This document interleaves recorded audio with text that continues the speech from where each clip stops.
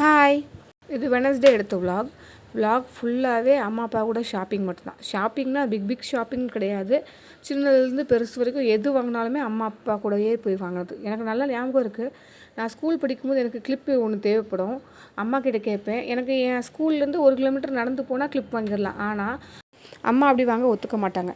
வீட்டுக்கு பஸ் ஏறி வர சொல்லுவாங்க. நான் வந்துட்டு ஸ்பீடாக ரெடி ஆகிட்டு மறுபடியும் பஸ்ஸு பிடிச்சிட்டு போய் மறுபடியும் நான் எங்கே ஸ்கூல் படிச்சனோ அதே இடத்துக்கு போய் இறங்கி நாங்கள் கிளிப் வாங்க அம்மா கூட்டிகிட்டு போவாங்க. 20 ரூபா கிளிப்புக்கு 30 ரூபா பஸ் டிக்கெட் ஸ்பெண்ட் பண்ணுறதுலாம் பெருசாக எங்களுக்கு தெரிஞ்சதில்லை. அம்மா வாங்கி கொடுத்தா போதும்னு இருக்கும். இன்றைக்கும் அதே தான் ஃபாலோ பண்ணியிருந்தது.